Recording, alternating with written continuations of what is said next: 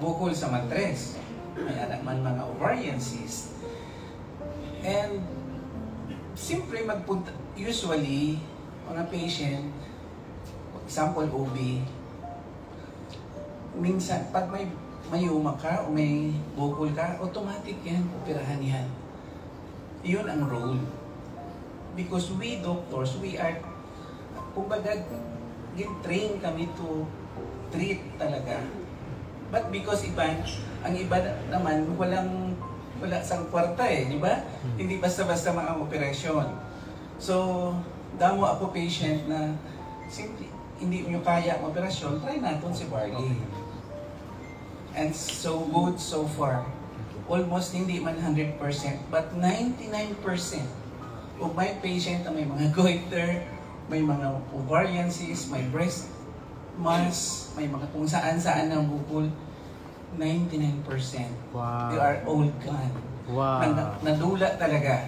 So, before I have doubt na si Barley, ano talagang nangyari kay Barley? Ano ba si Barley? Bakit kadamo ko patient ka nag-ayo? Now, pwede ko sabihin na out of 50 to 60 patients every day, half of that naka-Barley lahat. Example, kung may sakit siya na ubo, inatagaan ko siya sa reseta sa ubo, may antibiotics, plus Barley. Alam ko na-discuss ni Coach Jory kanina na Barley has more than 60 or 68 micronutrients. So, I believe na kung may sakit ka, example sa salakyan, kung nautod ang ihi mo, syempre, sira yan So, ang si Barley, kung ilang lang i-treat natin, kay may samad, kumbaga wildingon ta. Pero si Barley naman, parang masilya siya dahil kung na-treat na natin ang sakit natin, buligan siya ni Barley because of the micronutrients na, kumbaga, diba, sabi ni Coach Jory kanina, narinig ko nag-live ako from Rojas sa Facebook, na talagang lahat ng sakit ng tao galing sa damaged na cells. Ang cells kung sa utak, brain cells ang tawag. Sa dugo is red blood cells o white blood cells. Sa liver, ang tawag dyan, liver cells. So parang isa kakain na kamatis. Magnilagyan mo ng isang bulok na kamatis, makakawa yan. So nagabuo siya ng isang sakit. But the micronutrients, it will, kumbaga, ang ginagawa niya, parang gine-repair niya yung mga damaged cells. Kung ang sakit natin ang galing sa cells, i-repair niya yung cells. So dahil kahit ako hindi ko ma-explain, but because of 1 month, 2 months, 6 months na, kadamo-damo ko na paayo ng patient na naka-Barley. So now, siguro malapit na 100% ko ng patient naka-Barley lahat. So basta lang hindi ka mo magduda because if you have problems regarding sa health, i-text nyo ako or you can ask your upline para ma-guide natin. Pero kung may sakit talaga ang patient like hypertension, dapat i-treat it siya. Tagaan ta siya bulong sa high blood. Additional na lang si Barley. Kaya kung normal na yung blood pressure niya, kahit si Barley na lang ang mag-take care. Same lang naman sa ibang sakit. Kaya yung mga patient ko na may ubo o may bukol, example, yung patient ko may goiter, binigyan ko siya para sa goiter ng gamot.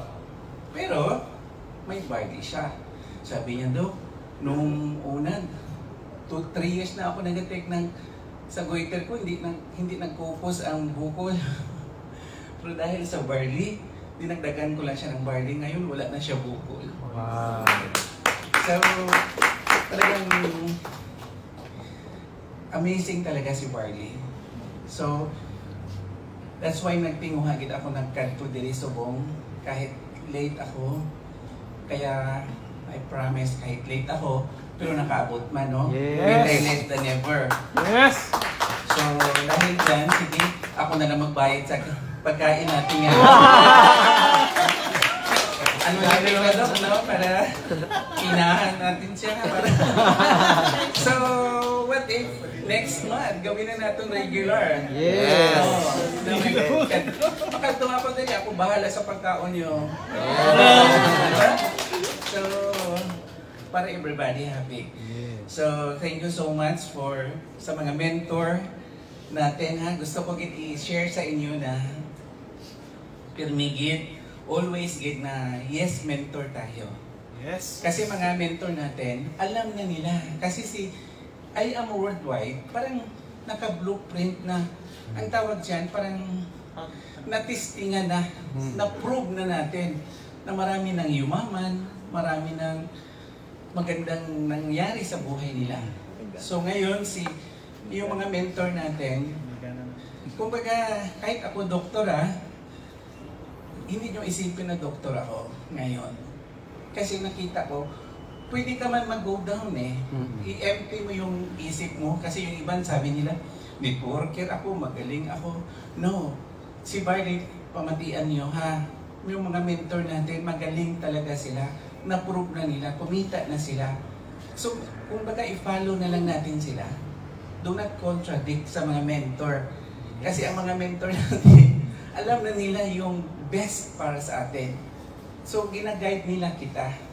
So, doon na, kung baga, nung una sa panahon nila, rough pa yung road. Ngayon, pinong-pino na. So, madali na lang sa atin kung i-follow natin sila.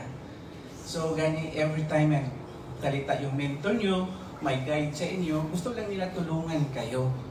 So, basta, low profile lang tayo, simple lang tayo, pero may sinasabi. So, good luck and thank you everyone.